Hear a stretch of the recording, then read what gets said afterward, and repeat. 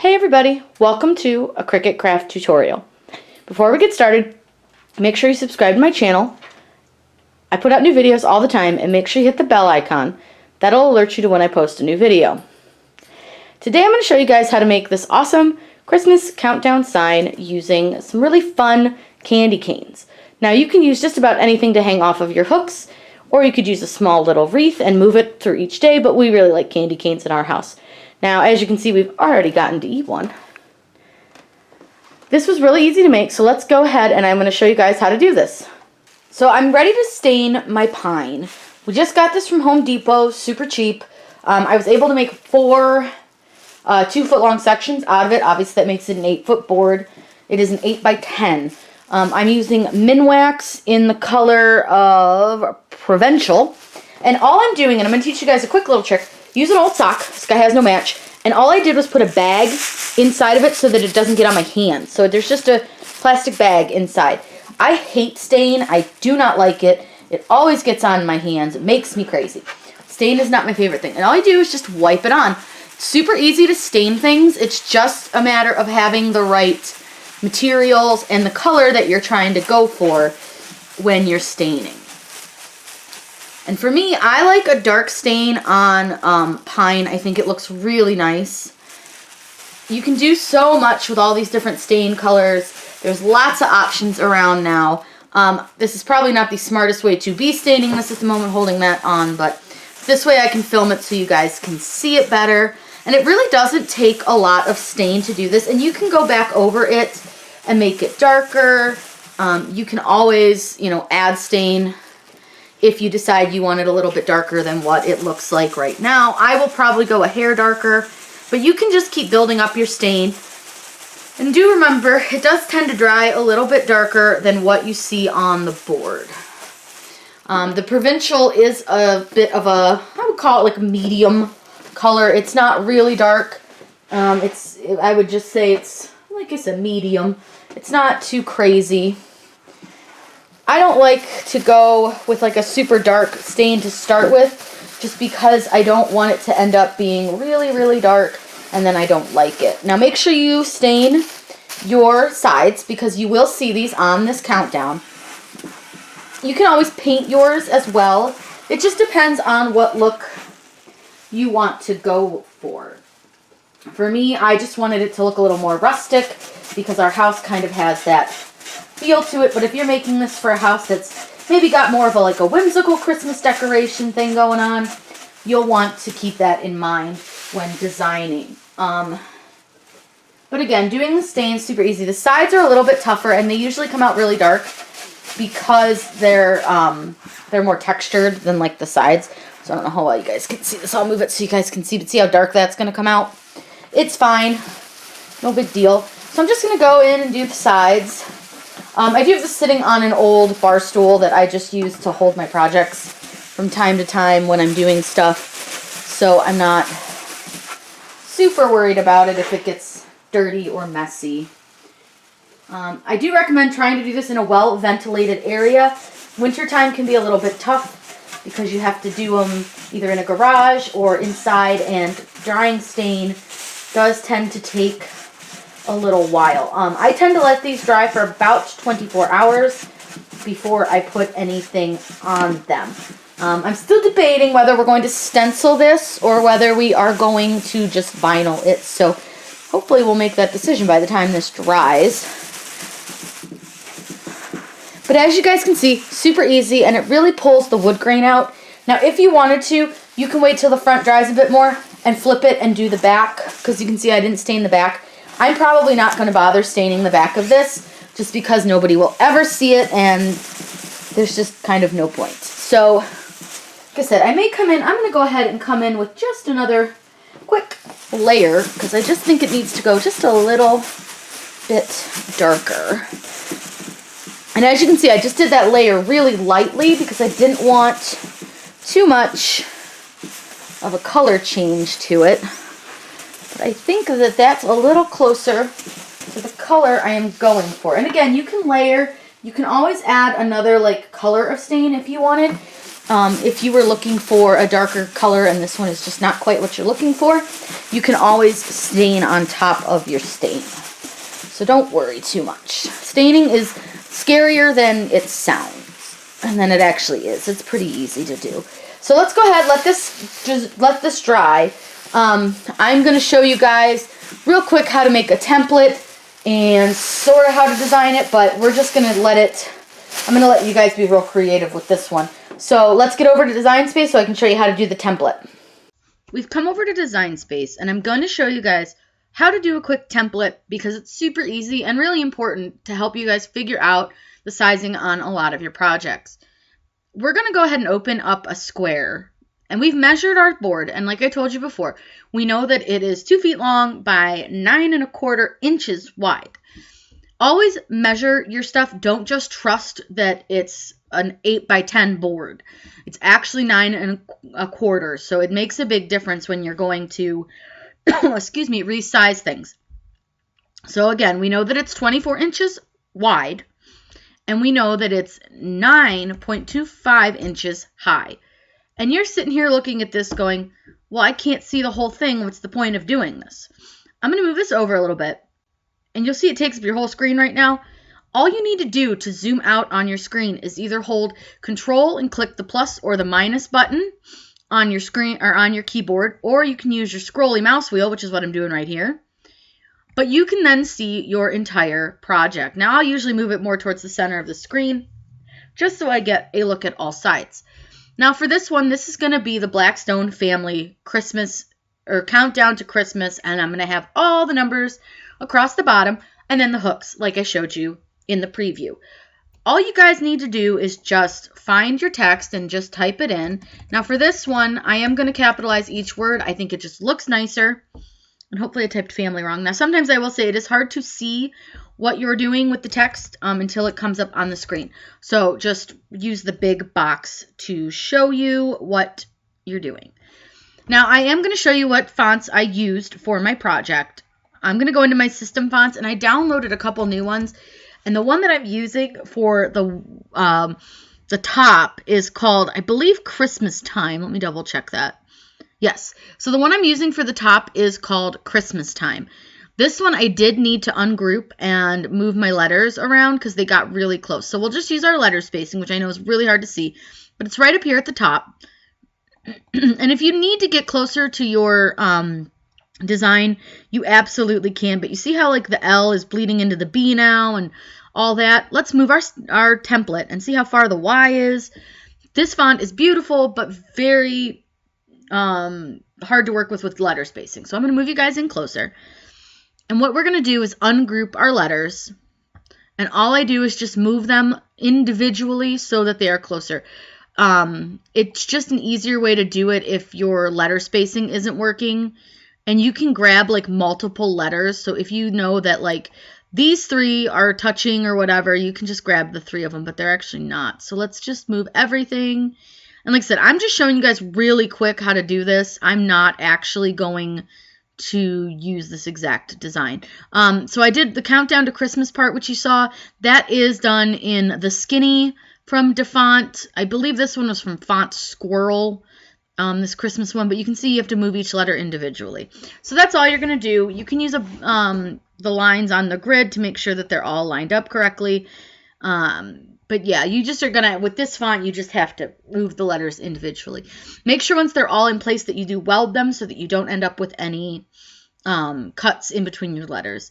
You're just going to size it to whatever you think is going to look right on your square. And when you're ready to cut, you're just going to go ahead and click Make It. Now, this is a large project. The way I did it, I'm cutting all my numbers in one piece. So my numbers are at 23.5 inches long. That way I don't have to try to individually place each of my numbers. The font, like I said, for this I used Christmas Time Personal Use from Font Squirrel, and I'm using the Skinny from DeFont. And the numbers, I believe, were just Arial. I just used something very plain and boring. We're going to go ahead and I'm going to show you guys, we're going to make this, we're going to get it all cut out on the vinyl, and I'm going to show you real quick how we're going to weed it since it's such a big project. We're going to cut with this large mat, but I'm going to do a little trick here I want to teach you guys. So this is super, like you can see, real sticky. It's a little bit too sticky in my opinion.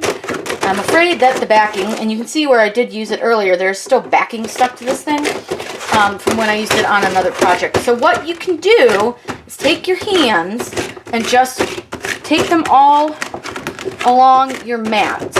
You just want to put your hands and take some of the sticky away. This doesn't always 100% work, but it does help. It gets some of that oil from your hands onto the sticky. You can also use like an old towel, but it's got to be clean, just because you don't want, like you can see I have some dog hair on my mat. I don't want to put it on my pants or anything because I do have dog hair, and I just don't want a little dog hair stuck to it. So like I said, I just take my hands and I'll stick them all over my mat. It does sort of help. I mean, it's not perfect, but it will give you a little help. So now I'm just doing this in a white vinyl. We are just going to, upon thinking about it, because of the skinny font, I'm not real comfortable with going ahead with the stenciling. I'm afraid that really thin, the skinny font that I love is not going to stencil very well.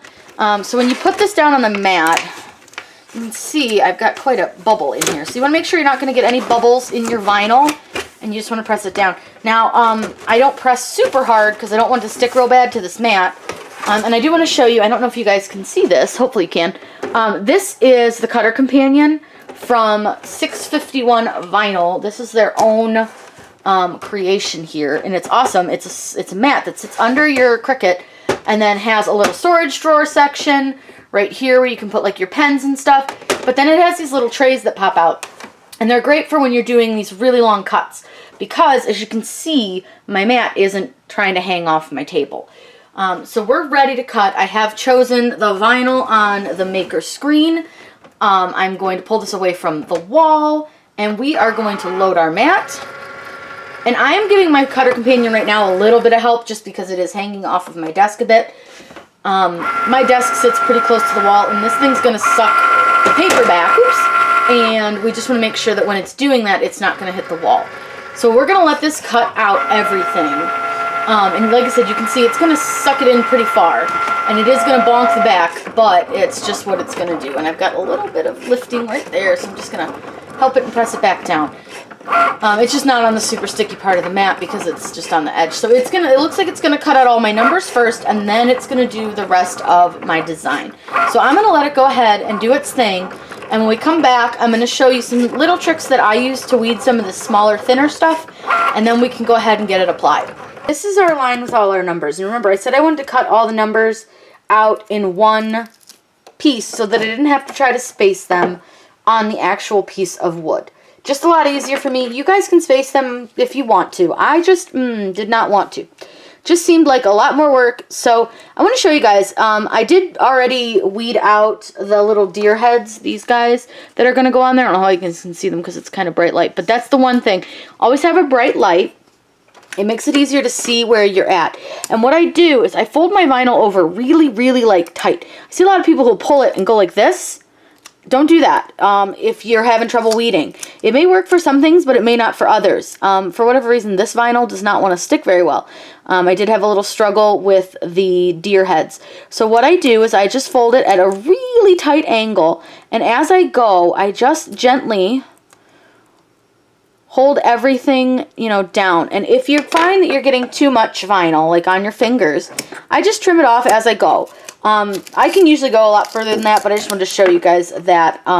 And if you're getting trouble with the centers of your numbers or your letters, start peeling those ones first. Or that's where you could start your peel from. Instead of starting from maybe the back of your number, maybe you start from here and work your way around your number. As you can see, they are wanting to lift a lot. I'm not sure why. This is a brand new roll of vinyl. So it may just be me. It may just be that it's cold. I'm not sure. But I'm going to have to work at this really hard to make sure that nothing shifts too much. And so this is going to take a while. So just keep that in mind when you're weeding. If you go really fast, you're going to possibly ruin your project. So just take your time. And I always just kind of weed really slowly and make sure that, especially on something like this large, you just want to take your time. So I'm going to go ahead and get this finished weeded. I just wanted to show you guys this little trick that I came you know, found with the vinyl is just folding it. And you can see that I am just folding it and then using my Cricut hook weeding tool. I'm not really sure if it has an official name, but this little hook tool.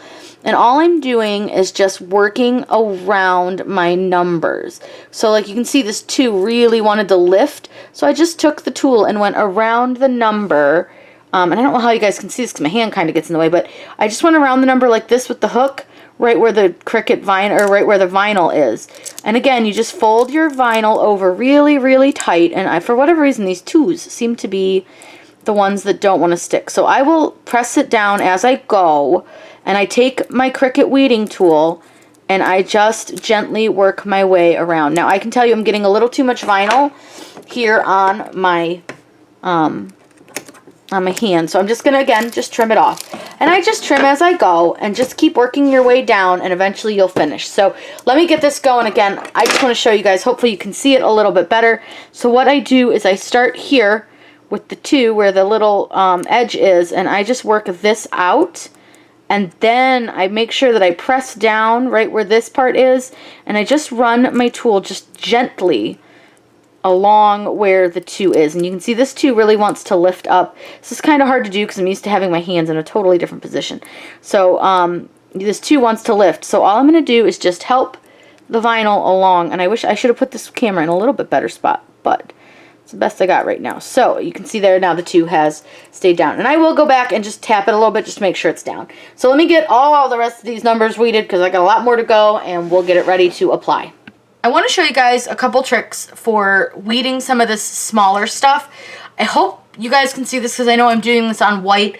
Backing is blue, so hopefully you guys can see this okay. But what I do is I kind of, instead of just kind of pulling my vinyl all the way up, I fold it at a really harsh angle. So it's really, really a very tight fold. And then I just pull it back. It seems to give it a little bit of help when I'm pulling it away from my numbers in this case. But I'll do that with all sorts of things. It just gives it a little bit easier breakage. And then what I'll do is with my Cricut weeding tool, I will take the Cricut weeding tool and actually pull the vinyl away from the letter if I'm not, I don't know how to describe it, but if it's not in quite the direction that I am pulling. For example, like these 1s, as I'm coming to the other side of it, I'm just going to use the weeding tool to help pull it back. And you can see I'm still keeping it at a really tight angle. Now, as your vinyl gets to be a little bit too long for your hand, I just trim it off. Now, do be careful with that. Make sure you don't trim off, you know, a number or a letter or whatever you may be doing. But you just want to make sure that you are just gently pulling. And like you can see that some of my numbers are lifting a little bit. All I do is, and that's why I do this, I just very slowly, is I just pull it away. And I like to weed as I go. So I'll pull out like the centers of my numbers kind of as I move along. But you can see if it's not sticking real well, I'll take my weeding tool and I will just run it like this along the edges of my number. And like the center here, the 9, where it's, you know, the little dip goes in, I'll pull that out with the weeding tool. I won't actually pull it with the big pieces of vinyl. Now these, of course, are always tips. If you guys have any tips on some weeding, like tricks that you guys do, or just fun Cricut tricks, let me know down below. I would love to know some of the things that you guys have found that work for you. I don't think that anyone does anything necessarily wrong. We all do them differently, and what works for one may not work for another, but there are some great tips and tricks out there, so I'm always, you know, eager to learn some more fun things. Like somebody taught me that trick about using a toilet paper roll cut or a jar to hold your ornament. I was like, I never even thought about that. It's a great idea. And let me tell you, I have used that a billion times and it has been an absolute lifesaver. There's also a lot of tricks onto what to do with like your excess vinyl. Some people put a box, like an old tissue box next to them. There are these like nail polish holders that a lot of people use, and they're silicone, so the vinyl doesn't actually stick to them, so cleaning them out is super duper easy. I'll put a link to those down below because they're really fun, and I actually do have one and I use them when I'm doing a more intricate project. But something like this, I'll just stick them to my finger just because I'm too lazy to bust it out for just a simple project. But if you're doing something with a lot of weeding, they're very handy. But yes, I'll make sure to link that down below, so check the description for that. But let me know if you guys have any tips and tricks, and maybe we'll do a tips and tricks video very, very soon, because I think those things are a lot of fun to learn, and people have such great ideas. So let's get this finished weeding. I'm almost done with the numbers, and you can see I am just going very slowly. This is not a thing to rush. So all of our numbers are weeded now. I'm going to do the words, which are going to be very difficult as well because they're very, very thin, but you guys can see, and again, I don't know how well you guys can see this because of the blue backing and the white, and I wish I would have done this in another color, but I really wanted this done in white.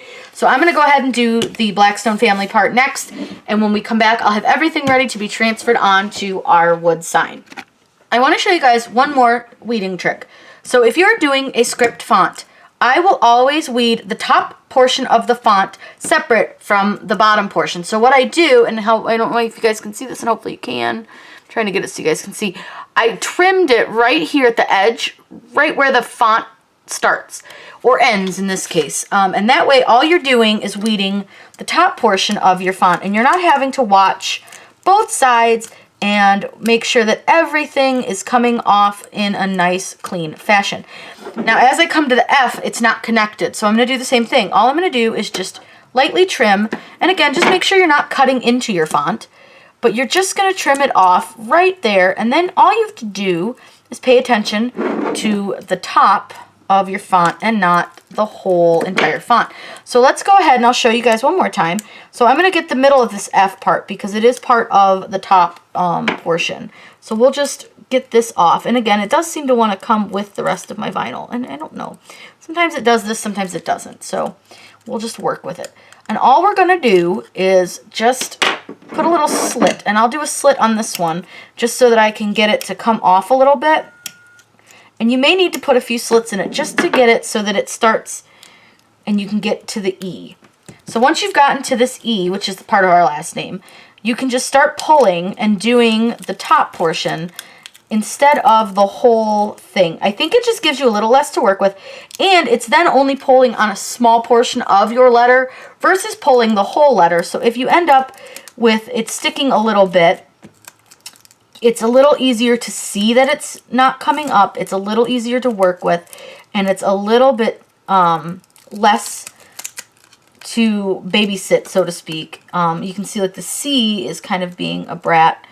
But this way, you're just having to watch just one portion of your letter instead of the whole thing. Now, as I come to the B, I'm going to trim it one more time. So we're just going to fold that over, make sure the B isn't in the way, and trim. And I'm actually going to go ahead and trim this right here because there's just an awful lot of vinyl. So I hope that gave you kind of a quick little extra tip on how to weed a little easier, and you can see all the bottom portion is still there, and when we come back, we'll only have to watch the bottom. I've let our sign dry, and I have weeded our vinyl. So all I'm going to do now is place my vinyl, and I'm probably going to have to turn this a little bit so that you guys can't totally see great, but I just eyeball the center of mine. I never really measure, and then I just don't press it all the way down. I just kind of look. What I'll do is I'll just use my hands and just see about if it looks pretty centered. I'll hold the sign up and look at it, and if I think that it looks pretty centered, if I think that it looks like it's on straight, I will just go ahead and press it down. It looks pretty good to me. Nothing looks too out of place. Now you could measure and use markings and things like that to see if you have this centered the way you know, to make it perfect. But honestly, I just eyeball it, and it usually looks just fine, and nobody notices if it's not 100% perfect. So we're just going to go ahead and pull this. Now I did, and I don't always do it, but this time I did put a layer of polyacrylic on top of my stain. It's super light layer. I mean, just barely any. I only did it because I just wanted a little bit, oops, and I dropped my scraper. I just wanted a little bit nicer finish on the wood. You do not need to put any kind of sealant over your vinyl. You only need to put that if you wish to. You don't have to do it. So don't worry if you don't want to do it. Now I'm going to show you when I take my vinyl off of my transfer tape, I flip my design upside down, especially for like these really thin ones, the Countdown to Christmas. I have a feeling this one's going to be a little difficult to get off of the backing. So I just flip it over, and I do just like I do when I weed. I give it that really tight angle, and that way as I pull it off, it's coming off at a really tight piece, and it wants to stick to the transfer tape versus the backing. I just find this is just sort of, again, one of those little tips and tricks that doing this for as long as I have learned. Again, this is the Skinny from DeFont. It is not Skinny, it is the Skinny, and there is a difference, so make sure if you want this exact look that you get that one. And I do have a video on how to download fonts. It's the very first video I posted, so if you go into videos and sort them by oldest, it will be the first one to come up if you guys are struggling with getting fonts onto your design space. Now, see, I knew that C was going to be trouble. So what I'm going to do is just gently hold the part down that's on the transfer tape, and then I'm just going to set him down. Sometimes I get one or two that I just know are going to be a pain, and he was a pain. So we're going to do that same thing. We're just going to, oops, and our S got all funky. Oh no. Told you, these guys don't like to stick, and we've got a little bit of problem with one of our letters down here. So I'm going to go ahead and fix this really quick. Okay. So now when I grab this, I'm just going to be really careful not to touch either one of those letters. So sorry. My dog is an idiot. Of course, she would bark right in the middle of me doing something. So again, I'm just going to eyeball about middle. I kind of know about where the middle of my letters are, and then I'm just going to hold the sign up, and I'm just going to look at it and see, and I can see it's a little bit low on the one side. So all I'm going to do is just carefully move it. All right, I think we're good here. So again, we're just going to press it down.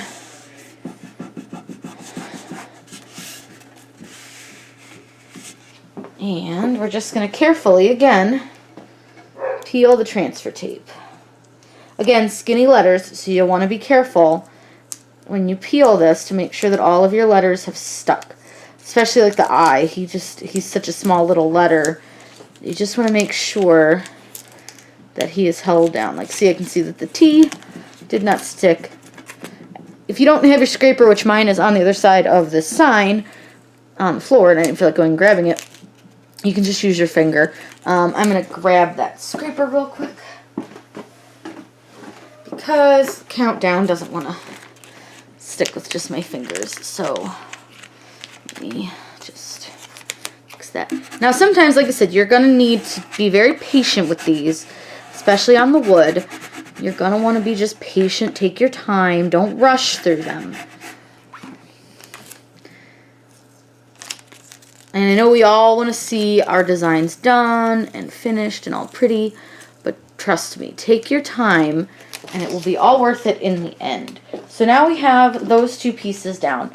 Now I did decide not to stencil because of that super thin Countdown to Christmas. I was afraid that would bleed too much when I went to do it, so I didn't want to mess that up. Now we're going to do the numbers, and again, we're going to do the same thing, where we're just going to carefully peel off our backing. Now this one is going to take quite a bit longer to do because there are so many numbers, but hopefully it will come off pretty easily.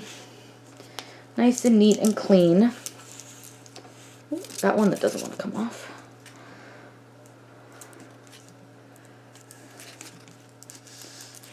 This one's going to be a little bit more difficult just because it is so long, and I want to make sure that it's nice and even. And then we'll get to put the hooks in for each of the candy canes. Now obviously with this, you guys could hang anything from them. You don't have to do candy canes. You could make little like felt ornaments or paper ornaments that you could hang. And maybe they place each one on as the month goes, or you could do Really, I mean, honestly, you could do anything. I just thought the candy canes would be fun, and we really like candy canes in this house. So we thought we would do those versus something more like a ornament or a paper thing. You know, we like the satisfaction of getting to eat the candy cane. So I want to make sure that these are up above the edge a pretty good amount because I want to make sure that I have space for the hooks. I don't need a ton of space, but I do want to make sure that they're fairly even. I swear that dog is going to be the death of me today. So they look pretty even, so I'm just going to lay them down. Now this, I didn't tell you guys yet, this is just contact paper from the Dollar Tree. I just didn't want to use the medium tack that I normally use because I was afraid that it might damage the wood a little bit, and I was just a little bit nervous about that. So I decided to use the contact paper versus the medium tack. So keep that in mind when you're making these. If you choose your transfer tape, don't use strong grip on something like this because it will damage the wood. So we're going to go ahead and just gently peel off the transfer tape. And you'll see again, I'm peeling it pretty quickly, but I am peeling it directly. Like I'm not all the way up here pulling it off. I'm pulling it off, and I don't know if you guys can see that. Hopefully you can. I'm not way up here pulling it off. I'm pulling it off right at the numbers. And I'm doing that because it gives you better control, and you can feel and see if your number is sticking. If it's not, you can just repress it. I did press them pretty well, though, to begin with, so we shouldn't have any issues. But this just gives you a better peace of mind. And this is going pretty quickly. Honestly, the wood signs are some of my favorite to do. I think they stick really easily. So we're going to go get the hooks, and we can put our hooks in, and then we'll be all done. So in order to put the small cup hooks in, I found it most easy to drill a little starter hole. So I'm just using a really little drill bit and just a little Ryobi drill that I got for doing crafts. I did draw a little line with a pencil, which is what I'm following. I will tell you that these are not perfect. I did mess them up a little bit, but it's fine. I don't really care. But as you can see, it's just drilling a really tiny hole, and all that's going to do is just help us get the little cup hook in. This wood drill's super easy. I will say, if you are going to start making any kind of wood signs, invest in a small drill. Very handy, cordless. This was pretty inexpensive. So I'm going to finish drilling the last couple holes, and then we can start to put the cup hooks in. With the pre-drilled holes, it just makes it a lot easier to put your cup hooks in. So all I'm doing is I just set them in the hole and just hold them there with one finger and twist with the other until they're pretty well in. And then you can just turn them until they're all the way in. You just want to make sure that they are straight up and down and pretty tightly in there. So it's really simple once you've put that hole in. It just makes it a lot easier. I tried doing a couple without pre-drilling, and it just was a disaster. It was really hard to do. And especially getting them straight was really hard. So doing the pre-drilled hole just makes it so much simpler. And I've had to do, I'm on number 20. So I've still got 5 more of these suckers to go, and my hand hurts. So I will say that this made it a little bit easier, but it is still pretty time consuming, and it is a lot of work. But it's going to be really great when it's done. Just so in case you didn't see yet, I'm using the, I guess it's pronounced Ook brand hooks. They're cup hooks. They're in the color nickel. I got these at Home Depot. You can get a 40 pack for, I think, $4 or $5. They're pretty darn cheap, so it doesn't really cost a lot to get a ton of these hooks. They come in gold and white as well, if you prefer those colors with your countdowns, or whatever you're using them for. These I've actually used on a couple of projects, so I used them on the dog leash holder that I did. I've used them on a few other things too, so they're really nice and really inexpensive. So let me finish these, and I think that guy might need one more turn, but he'll be okay. Let me finish this, and then once it's all done, we can show you how to put the hanger on the back, and then we can hang it up, and I'll show you how it looks all finished. I'm going to put the little sawtooth hanger on the back. Now, I already put one on the other side, so I'm going to show you guys how to do this one.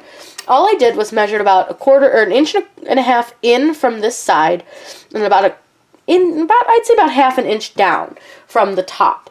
You want to make sure that you measure that so that you can easily put your sawtooth in. All I do is I just line it up with the little marking that I made. And then just, oops, not get stuck on your finger. Because again, they are lined up, so we're going to make sure, and then we just want to make sure that it's straight. And what I do is I take the teeniest, tiniest little nail that they give you, and they're terrible. If you have a hard time with these, you can use some needle nose pliers to hold them down. I usually can just push them hard enough into the wood that they stay just enough that I can then hammer it in. I don't hammer it all the way in until I have the second one set, because I still want to be able to move this around a little bit just so I can make sure that it is in fact level. So that's level right there. For me, I can pretty much eyeball level. If you're not one of those people, make sure you do actually measure, use a level, that type of stuff. Some people are really good, and other people really need to have like a level or some sort of device to help them. I've never really needed one, nor have I ever used one. I didn't put that nail in very well, but now you can push both nails in all the way. And I'm just using this little teeny tiny hammer. Love this little thing. Very handy. Now, I will say, if you remember to try to put these in before you put the cup hooks in. I didn't think that far ahead, and so I put them in after I did the cup hooks. So I had to hang the cup hooks off the edge of the table. But we have all of our cup hooks in. I'm going to go get this hung up so that we can show you guys what it looks like all finished. And here is the completed sign with all of the candy canes on it, ready to enjoy for this wonderful holiday season. If you guys have any questions, please let me know in the comments down below. I'm always happy to answer those for you. Make sure you subscribe to my channel and hit the bell icon. That'll let you know when I post new videos, and I post new videos all the time.